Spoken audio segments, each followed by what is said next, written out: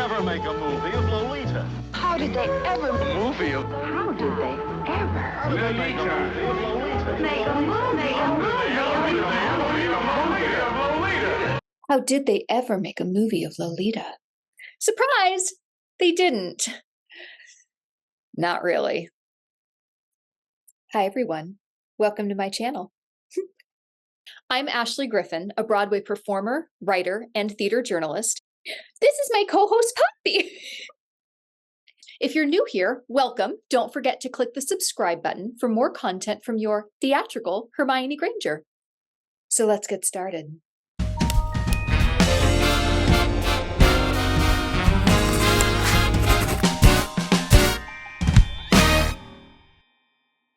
How did they ever make a movie of Lolita? Was the famous tagline in the trailer for Stanley Kubrick's film adaptation of the famous novel by Vladimir Nabokov. And like I said, they didn't. Not really. You've probably heard of Lolita at some point, even if you're not familiar with the novel from which the word found its way into the cultural zeitgeist. She's such a Lolita. Little Lolita. When used colloquially, Lolita has come to refer to a young girl who is a seductress, an underage female who is a little siren advanced beyond her years, who seduces men older than her. There's a lot of problems with that idea in general, but we're going to unpack this a little at a time. The term originated with the novel, which, if you're even vaguely familiar with it, you've probably heard referred to as that banned book about a love story between a young girl and the older man she seduces. Some people have raged against the book, claiming it glorifies such a relationship, and abusers have long twisted the tale for their own ends. There are real-life, infamous stories of abusers grooming their underage victims by giving them Lolita to read, claiming that it glorifies a love story similar to their own. Marilyn Manson wrote the song Heart-Shaped Glasses as a not-so-veiled homage to Lolita, and starred his very young girlfriend at the time, Evan Rachel Wood, in a music video for the song. He literally put her in heart-shaped glasses, made famous by the Kubrick film, though they are nowhere in the book, and allegedly proceeded to actually assault and abuse her on set. People say Nabokov must have been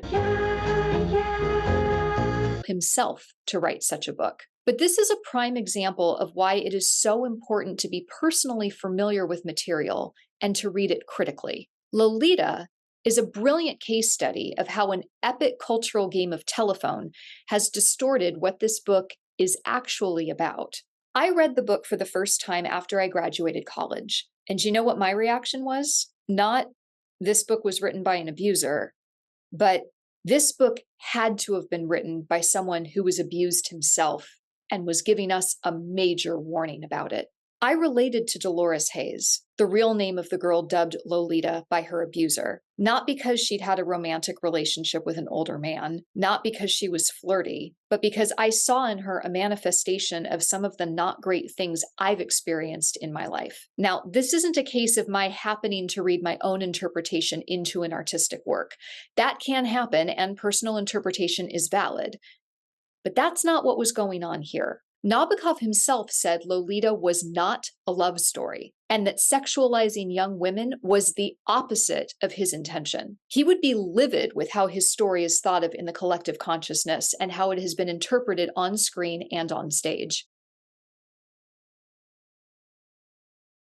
Check out Revel Reads' YouTube analysis, which points out that Nabokov was, in fact, a victim of abuse himself, and that he made it abundantly clear that Lolita was a child, not a young woman, unlike how she, unfortunately, is often interpreted. I'll put the link to this video and others that I reference down in the description. I want an adaptation of Lolita that mirrors the experience I had when reading the book.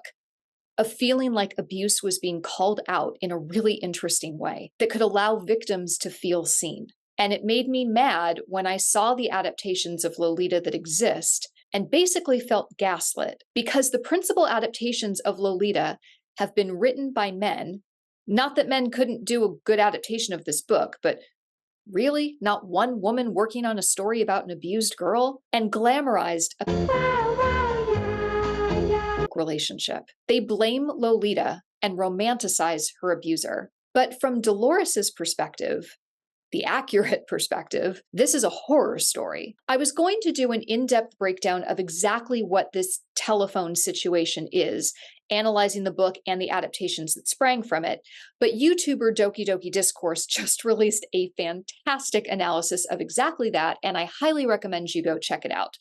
I don't want to retread what they've said. They do it brilliantly. Again, check down in the description. However, I have gotten a lot of requests through the years, and especially recently, to talk about what my interpretation of Lolita would be if I were to adapt it into a film. So, though I am going to give a little backstory first, I want to offer up a new envisioning of Lolita. FYI, there are two main cinematic adaptations of Lolita, the 1962 Stanley Kubrick film and the 1997 Adrian Lyne film. For some clarity, I want to point out that while the Kubrick film credits Nabokov as one of the screenwriters, that's only a legal technicality. He had nothing to do with the film's screenplay. Originally, Nabokov was approached about writing the script, and he did. A 200-page version, which Kubrick completely threw out, ignored, and then did his own thing. So Nabokov's original intention is not represented in either film version, nor in any adaptation I'm familiar with, which include a musical, a ballet, and some literary adaptations, such as Lowe's Diary, that completely missed the mark. The backstory. So what is Lolita actually about? This is the plot in the simplest terms, what can be agreed on throughout all interpretations. The story is principally set in America between 1947 and 1952. Our narrator is a man named Humbert Humbert, who is obsessed with what he dubs Nymphettes, a specific type of girl between the ages of 9 to 14 who he calls deadly demons and sexual seductresses. He travels to a small town in New England and, looking for a place to board, is offered a room in the home of Charlotte Hayes. Charlotte has a young daughter named Dolores, and upon seeing her, Humbert instantly decides to take the room. He becomes obsessed with Dolores, who he calls Lolita, even going so far as to marry Charlotte so he can stay near her daughter. One day, while Dolores is at summer camp, Charlotte discovers Humbert's diary, where he has blatantly described his obsession with Dolores and his hatred for Charlotte. Horrified, Charlotte confronts him and tells him she's planning on sending letters warning her friends about Humbert and that he will never get his hands on her daughter. While running away from Humbert to mail the letters, she's hit by a car and dies. Since Humbert is married to her and is legally Dolores's stepfather, this now means that he has sole custody of Dolores. Humbert picks up Dolores from camp and takes her on a road trip. They begin a sexual relationship. Humbert says, "Reader, she seduced me." And eventually he tells her that her mother has died. When the school year starts, he enrolls her at a girls' school near where he is teaching and obsessively monitors what she does. While at school, a famous playwright named 𝐿 Quilty arrives to put up one of his plays with the girls at school. After receiving pressure to allow Dolores to participate in the play, he finally agrees. That summer, Dolores suggests they go on another road trip, which they do, but this time Humbert is sure they're being followed by someone. One day, Dolores falls ill and is taken to the hospital. Humbert goes back to the hotel when visiting hours at the hospital are over, but the next morning when he returns to the hospital, he finds out a relative has already come and checked Dolores out. Humbert spends the next several years obsessively trying to figure out what happened to Dolores, with no luck. Finally, one day, he receives a letter from a now 17-year-old Dolores saying that she is married to a man named Dick, pregnant, and desperately in need of some money. Humbert goes to see her, and Dolores assumes any financial help will be contingent upon her sleeping with him. But instead, Humbert begs her to tell him where she went. She tells him she and Quilty, who it turns out she knew prior to doing his play, devised a plan to rescue her from Humbert. But it turned out Quilty was and he planned on forcing Dolores to participate in his films. She ended up having to escape from Quilty. Humbert asks her to come back and be with him. She refuses. The last thing she says in his presence when she turns down his offer is to look at her pet and say goodbye to my dad. Humbert gives her some money and leaves. He tracks down Quilty and kills him. At the end of the book, we find out that Dolores died in childbirth and Humbert was arrested. He writes his memoir in prison, but dies soon after of heart failure. Those are the facts that every version can agree on. But there are a lot of important things that have been left out. First of all, the book isn't solely Humbert's narration. Only in the films do we only ever hear Humbert's point of view. The novel begins with a statement by the doctor who has been treating Humbert. He makes clear that this novel is being presented as a clinical case study of a deranged mind. He calls Humbert demented, horrible, a shining example of moral leprosy, says that Humbert's opinions are ludicrous, and that he has committed sins of diabolical cunning. He is abnormal. He continues that Lolita should make all of us, parents, social workers, educators, apply ourselves with still greater vigilance and vision to the task of bringing up a better generation in a safer world. Why is this so important? Because it sets us up to not believe everything that comes out of Humbert's mouth. But in both film versions, we never hear any of it. We are left to take Humbert's words at face value. When he says that Lolita seduced him, other than what should be a common understanding of the fact that a child cannot seduce an adult, which, sadly, it isn't always commonly understood, we are forced to accept it as a truth of this story. We are given no reason to doubt Humbert when, in fact, Nabokov wanted us to know that he is as unreliable a narrator as you can get. There are significant plot points that have been flat out ignored, omitted, or just changed. For example, a major plot point in the book is Humbert's plan to drug Dolores so he can, well, you get the idea, with her unconscious body. To this end, he goes to a doctor and asks him to prescribe sleeping pills for his wife. He uses these on Charlotte only to test their strength, then gets the doctor to up the dose when he decides they're not powerful enough. Once again, the purpose of this is to test them on Charlotte, then use them on Dolores, which he ultimately does, though they're still not strong enough to keep her totally unconscious. In the film by Adrian Lyne, these sleeping pills are only ever used so that Humbert can avoid sleeping with Charlotte. Quilty is not a huge character, nor is he comic relief. Stanley Kubrick cast Peter Sellers in the role and milked it to the hilt. That's my daughter. Your daughter? Gee, isn't it great to have a lovely, tall, pretty, little, small daughter like that? It's really wonderful. Kubrick's Quilty is foolish, charming, and ever-present.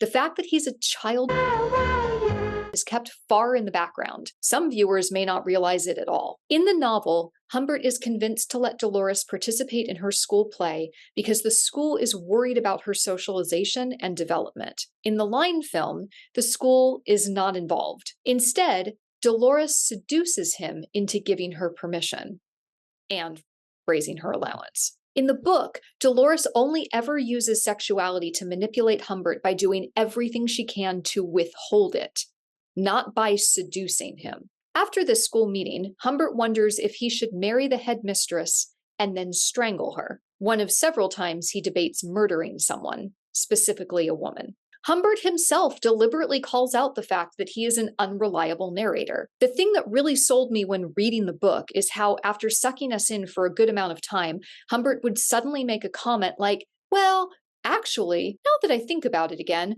Lolita would cry constantly and try to lock herself in her room. Excuse me? To my knowledge, none of those moments have ever been included in an adaptation. Here are some of my favorite examples. Her sobs in the night, every night, the moment I feigned sleep. I was despicable and brutal and torpid and everything. And there were times when I knew how you felt, and it was hell to know it. I recall certain moments, let us call them icebergs in paradise, when after having had my fill of her, I would gather her in my arms with, at last, a mute moan of human tenderness, her grave gray eyes more vacant than ever, for all the world a little patient still in the confusion of a drug after a major operation. All at once, lust would swell again, and, oh no, Lolita would say, with a sigh to heaven. At the hotel, we had separate rooms, but in the middle of the night, she came sobbing into mine, and we made it up very gently. You see, she had absolutely nowhere else to go. Now, squirming and pleading with my own memory, I recalled that on this and similar occasions, it was always my habit and method to ignore Lolita's states of mind. And when an adaptation does reference a moment in the book that starts to peel back the layers of Humbert's manipulation, they alter the delivery so that it only confirms Humbert's point of view. For example, after Humbert sleeps with Dolores for the first time, he describes an exchange that happens in the car later that day. Dolores is in pain, accuses Humbert of tearing something inside her, and asks to use a bathroom. She says to him, "You chump, you revolting creature. I was a daisy fresh girl, and look what you've done to me. I ought to call the police and tell them you raped me." In the film, this line is spoken, but Dolores is smiling and laughing as she's...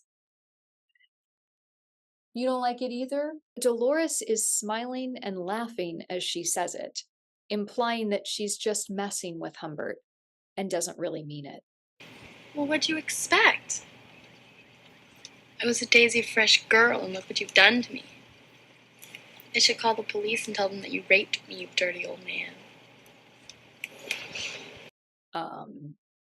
Lolita is not her real name. In the book, she is only called Lolita by Humbert when he is in bed with her. But in Adaptations, she is almost never referred to as Dolores.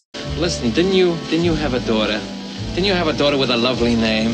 Yeah, a lovely, what was it now? A lovely lyrical lilting name like, Lolita. Lolita, that's right. Or implied to have any identity outside of being Humbert's plaything. I'm referring to her as Dolores in this video for a specific reason. And possibly most important of all, Dolores has been deliberately aged up in the films. Sue Lyon, who played the role in the Kubrick version, was 14 to 15 when filming, and 16 when the movie was released.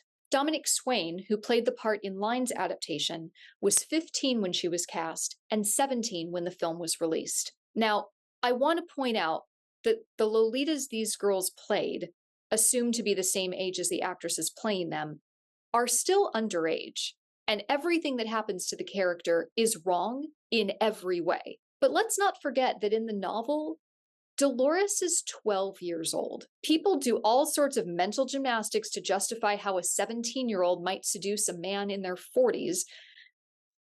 Again, wrong in so many ways. But let's get real about the implication that a 12-year-old girl thinks and acts in the way that Humbert implies Dolores does in the novel. It's completely disturbing.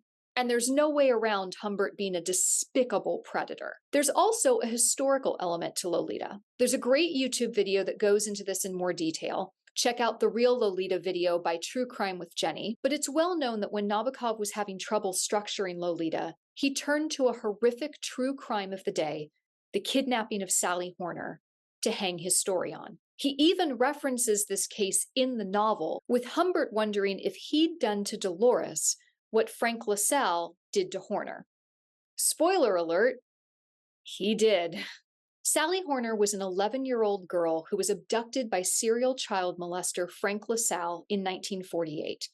Sally, trying to pledge an exclusive girls' club, was ordered to steal something from a local department store as a hazing ritual. LaSalle saw her and, pretending to be an FBI agent, got her to come with him, saying that because she'd broken the law, he had to take her into custody, but would make sure she didn't go to jail. He ended up taking her on a sort of extended road trip, during which time he repeatedly sexually assaulted her, all while enrolling her in school and pretending to be her father. It's all there, from the road trip, to being set up at a new school, to being followed by a suspicious party, to a trip to the emergency room, etc. Sally even died a few years later, after being reunited with her mother, in a horrible car accident. In Lolita, Dolores dies shortly after the events of the story in childbirth. But what's even worse about the case, and was partially what Nabokov was likely responding to, was the amount of victim blaming Sally received, even from her own mother, once the real FBI rescued her.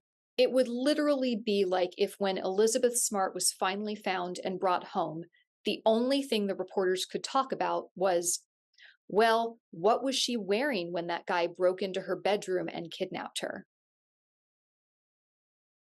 Everyone reading Lolita when it came out, certainly in the US, would have known about the Sally Horner case and would have easily made the connection. I'd also like to point out that part of Humbert's definition of a Nymphet is a certain demonic young girl between the ages of 9 and 14. Those ages are the boundaries. So when they turn 15, they just stop being demonic? Do they choose to stop? Does a demon possess them between those ages and then just leave? This definition in itself is evidence for Humbert being an unreliable narrator. And the truth of what he's saying, however much he tries to disguise his inappropriate attraction as being a force enacted on him by the young girl, is that he's just not sexually attracted to women. He's only attracted to children. There is no arguing around that.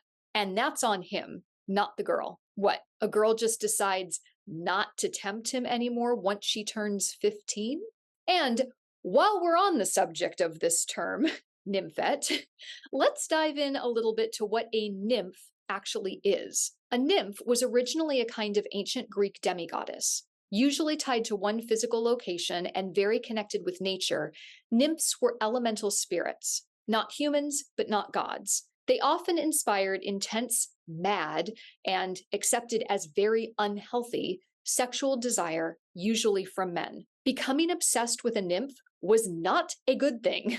It was unhealthy, indicative of a complete loss of reasoning, and frequently violent. Pursuing a nymph did not end well, often for either party. Men sometimes died, and frequently, a nymph being pursued by a man would have to resort to turning herself into a tree or something similar to prevent an assault. A nymph is also the term for specific kinds of insects that don't change much physically during their maturation.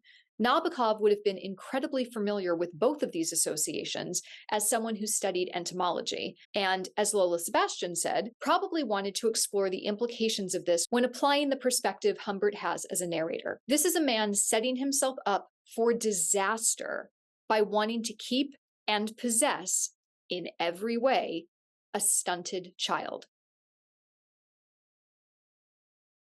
Lolita was actually adapted into a Broadway-bound musical in 1971. It was called Lolita, My Love, and was written by John Barry and Alan J. Lerner, yes, of Lerner and Loewe, Camelot and My Fair Lady fame, and starred 13-year-old Denise Nickerson, who had recently played Violet Beauregard in Willy Wonka and the Chocolate Factory. Reviews were savage, and the show closed before ever reaching the Great White Way. However, some believe the show was actually a masterpiece, but that the subject matter was just too dark for a musical adaptation. The York Theatre Company did a semi-revival of the work. As part of a celebration of Lerner's work, they explored several of his flop shows, and two things this particular production did really right were adding a framing device of talking to a doctor, and casting 𝐃𝐨𝐿 as Lolita.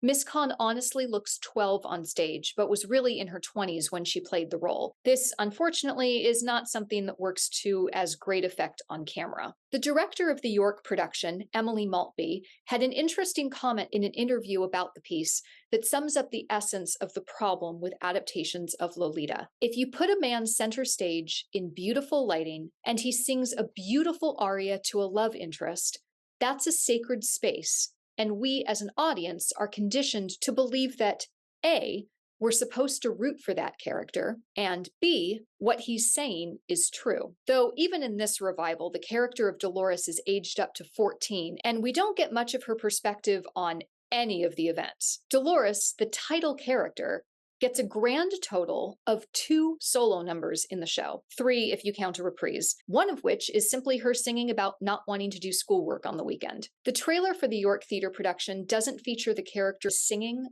or speaking at all. A different kind of adaptation. So, how would I do a film adaptation of Lolita? Here we go. I'm going to stick with the broad strokes here because otherwise, well, I would end up literally writing a screenplay, and unless I get permission from Nabokov's estate, which I would love, let me know if you want to help me try and make that happen, would be a waste of time for me and you to watch me act out as a one-woman YouTube performance, which honestly would still probably require permission from Nabokov's estate. So this is basically a pitch. Also, for now, I've made the decision to try to stick as close to the text as possible. I'm not going to invent a massive amount of dialogue or add scenes. There may be some differences from the book to adapt it to a film medium, but my goal is to stick as closely to what Nabokov wrote as possible. We open not with romantic, hazy images and narration from Humbert, but as if this is a recording for medical archive and analysis purposes made in the early 1950s. I'm talking film strip, badly done title card that doesn't say the name of the film, but rather is the medical information about Humbert, the date, and the name of his doctor. Cut to a close-up of the doctor talking directly to the camera. He literally says, word for word, what is said in the opening pages of the book. We learn that Humbert is sick, he's a criminal and a mental patient, and that this recording is a case study. Yes, I'm keeping the doctor male, though in later scenes I will be giving him a female coworker. I gave this a good amount of thought. There's a lot to be said for making the doctor female. We get to see an adult woman reacting to what Humbert's done. There's a great opportunity for Humbert to try and charm and flirt with her when he uses such phrases as gentlewomen of the jury, which is from the book. But I think it's important to have another man be face to face with Humbert when he's making his confession. Otherwise, this could very easily turn into certain people interpreting this as, see, women just manipulate and condemn men, which is ridiculous, but still it happens. I think it helps us treat Humbert as an unreliable narrator to have a fellow man look him in the eye and be horrified by what he's done. To watch another man basically reject the boys will be boys and girls are seducers mentality and hold another man accountable. By having an additional female coworker in the room, we can get the best of both worlds, have both of them be horrified and still have a female outlet for Humbert's very inappropriate flirting. As we move through the story, we're going to use 3 cinematic conventions. 1, we establish that this story is being told by Humbert to his doctors. We routinely flash back to the hospital and actually watch Humbert narrating in this context. 2, as Humbert is talking, we transition into watching the scenes he's describing, i.e., we aren't watching him narrate to his doctors, we witness the scene in question, though occasionally with voiceover narration still present. Whenever we are seeing the story from Humbert's point of view, the cinematography has a dreamy, idolized quality to it. To put it bluntly, it looks very much like the 1997 Adrian Lyne film. 3, throughout the film, Humbert's version of events will be called into question. It doesn't necessarily warrant a discussion with the doctors. Like I said, I'm trying to keep the dialogue as close to the book as possible. But throughout the story, we will see a scene as described by Humbert, then cut back to the hospital and see a dubious or even angry look on the doctor's face, then see Humbert start to backpedal. This is a perfect opportunity to use those quotes from the book that are so often left out, where Humbert suddenly remembers something he left out. And we watch the same scene again, but this time it's clearly meant to be an outside, accurate perspective on what happened. It's not from Humbert's point of view. And these scenes are filmed completely differently to Humbert's memories. They are not dreamy, they are not romantic, they're as close to documentary filmmaking as we can get. Okay, so let's hit the main points. Humbert is cast more closely to how he's described in the book. Less leading man and more intellectual, not sexy Sherlock Holmes type. Not the Benedict Cumberbatch Holmes, the book Holmes. He's charming. He gives us some backstory. This is the part of the book that talks about his childhood, his first budding romance with Annabelle, who was 12, but in this part of the story, so is he, who dies before they can actually do anything. And when we see this section, it really is 2 kids just playing around. In the book, they don't do anything more than some sneaky handholds. This is not a mature first sexual encounter as it has often been portrayed. Keep in mind, this is important later, Humbert uses this childhood romance as psychological justification for his obsession with young girls. He talks about his first marriage, his stay in a mental hospital. Yeah, bet you didn't know that happened, etc. We see all this in his idolized memory. We even get his descriptions of how to spot a Nymphet. The doctor gets him on track, and we quickly move on to his working on an academic book and his desire to get out of the city. He's invited to stay with an acquaintance for the summer, an offer he accepts because he is enticed by the prospect of living with their 12-year-old daughter, who he wishes to, quote, coach in French and fondle in Humbertish. We learn that that invitation fell through as his acquaintance's house burned down, and get to Humbert's meeting with Charlotte Hayes.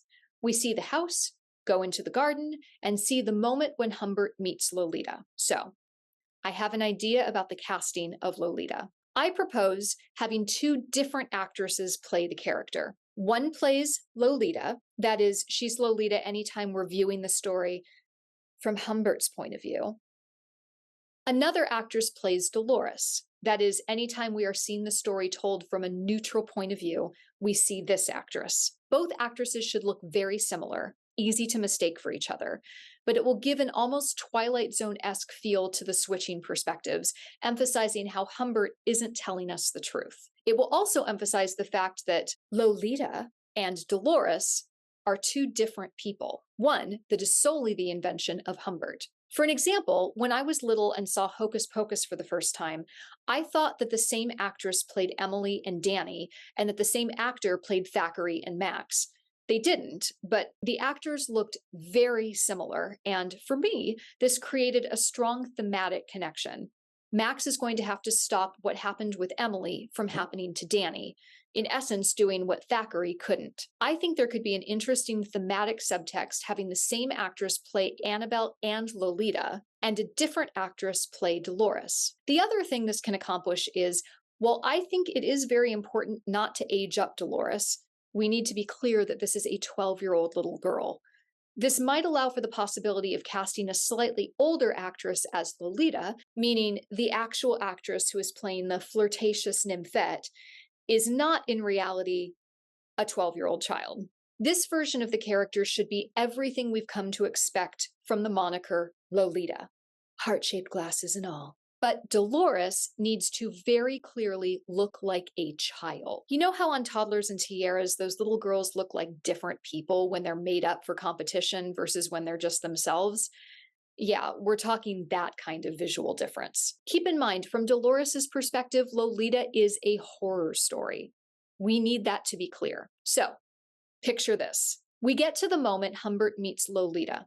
Same actress who played Annabelle, still a child but flirting with womanhood. She's in a wet dress, heart-shaped sunglasses, reading a teen magazine, sucking on a lollipop, and smiling at Humbert. We hear Humbert's narration over it. I'll take the room. Cut back to the hospital. The doctor gives Humbert a look. Come on, don't BS us, he seems to say. Cut back to Charlotte's garden. But this time, it's filmed in documentary fashion. Charlotte leads Humbert out of the house. But where's Lolita? Nowhere. Instead, we hear a joyful yelp and see a very childlike Dolores in long, too big jean shorts she's clearly expected to grow into, and a misbuttoned blouse running through a barely working sprinkler. She's jumping over it and having a grand old time. She doesn't pay Humbert any attention. She grabs a doll and runs off. Oh my God. This is a baby. We see Humbert staring after her. I'll take the room. Shit. I also want to take this moment to make clear that while I don't intend for this adaptation to shy away from the realities of the book, my intention would be for it to be shot in a way where no young actresses are being exploited in any way. Editing is a wonderful thing, and I think it's very possible, I was a child actor, for children to play the role of Dolores Lolita without ever being expected to shoot sex scenes, sexual situations, or do anything it would be wildly inappropriate to even think of asking a child to do. No child actor should ever be exploited or feel even minorly uncomfortable with what's being asked of them. Nor, by proxy, should their parents or anyone involved with the filmmaking. This is not a movie I would want 12-year-olds to watch. But my intention would be to script it and film it in such a way that everyone should be comfortable with a 12-year-old acting in it. If you're not someone who works in the entertainment industry, trust me, movie magic is a lot of smoke and mirrors. And just as Hitchcock showed us a horrifying murder scene where only later do we realize we never actually saw a knife even touch skin, so too is it possible to shoot a film involving young actors that is horrifying in its finished product without ever actually involving the young actors in that horror.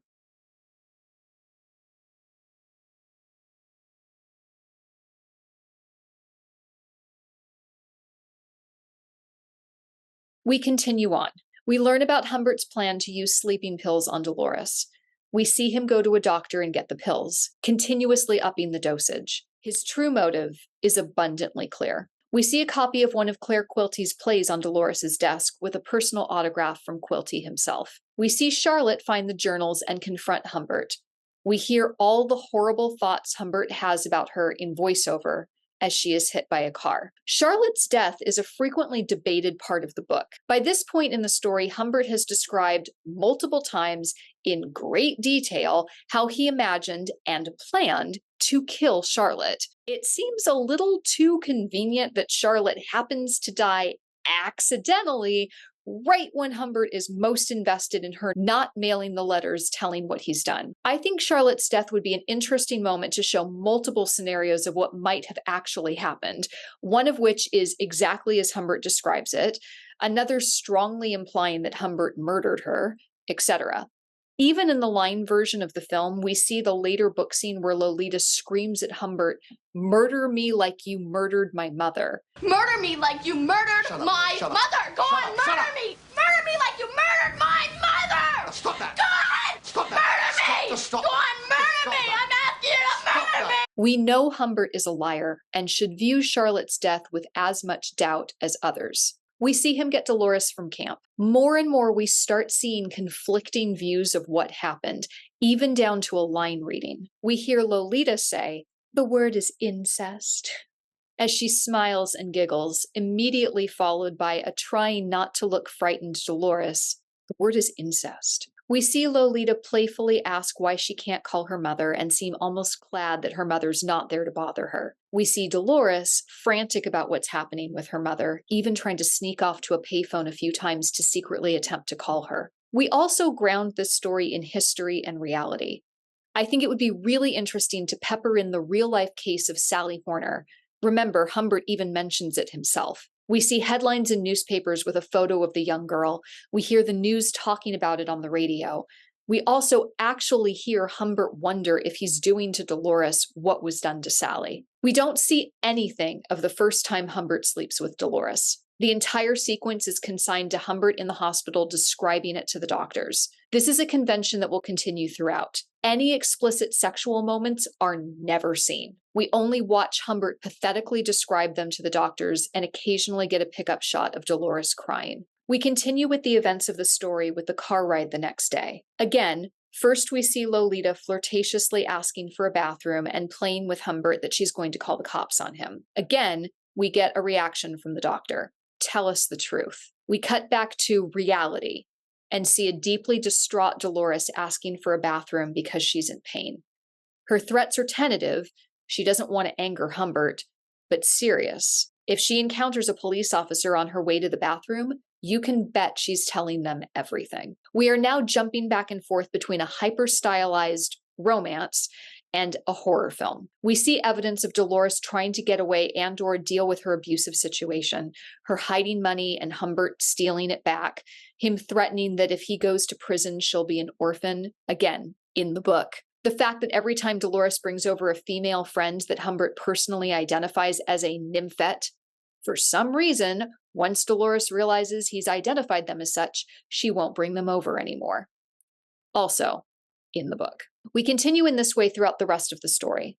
The play, the second road trip, Dolores' disappearance, and what happens with Humbert afterwards. His search for Dolores, his relationship with an unstable adult woman who he makes live at a hotel separate from him. He gets the letter from Dolores and goes to see her. I would actually cast a different 17-year-old actress in this part.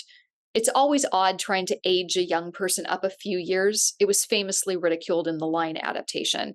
And this would allow an 18-year-old playing younger actress to play the scene with the full weight of the abuse that transpired. And then Humbert goes to kill Quilty. Many argue that Quilty is a foil to Humbert, the monster he could become if his conscience were not in check. I'm sorry, but what conscience? I, however, would say that Quilty is not the monster Humbert could become, but a mirror of the monster he already is. No, Humbert is not making with underage girls, but neither is Quilty kidnapping and his stepdaughter. I think that Humbert kills Quilty so that he can shout to the world and himself, "See, I might be bad, but I'm good at heart. I could never be like him. I killed that horrible person. See, I'm really a good guy. He's forcing a comparison with someone he makes out to be worse than himself. Even one of his final lines about ultimately regretting his actions, that Dolores's voice will never be amongst the joyful children he hears playing in a playground, is too little too late, if it's even sincere in the slightest at all. I think this is the first time the audience should properly see Quilty in the film, and I think it would be really cool to cast the same actor as Humbert and Quilty, using a lot of makeup and prosthetics so it wouldn't be immediately apparent. The idea of Humbert locked in this eternal struggle of never being able to come to terms with who he really is would be poignant. I would end by showing Humbert being transported from the hospital to prison, then watch him sit alone, rotting in jail.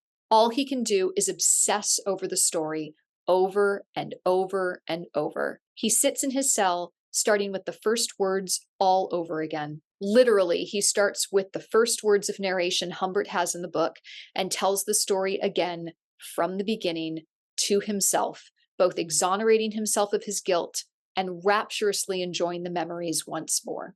This is who this man is. This is what he will be for the rest of his life. A disturbed man on repeat. We cut to a black screen with text about what happened to Humbert and Dolores. Again, as if it's from this medical film. And then we just end. The reel runs out. And we are left to ponder this disturbing case study. And for a completely different interpretation, I also think it would be really cool to just adapt Lolita from Dolores's point of view. Don't call it Lolita, just tell the story of a young girl growing up outside of the city, being kidnapped and abused by her stepfather, escaping, and all the rest of it. Only at the end do we realize that this is the story of Lolita. We think we've just been watching a horror story about a young girl, and then suddenly, oh my God, this was Lolita? So, if anyone's interested, want to make a new version of Lolita with me? Send me a message. I think it's about time Dolores Haze had her story, and Nabokov finally had his version told.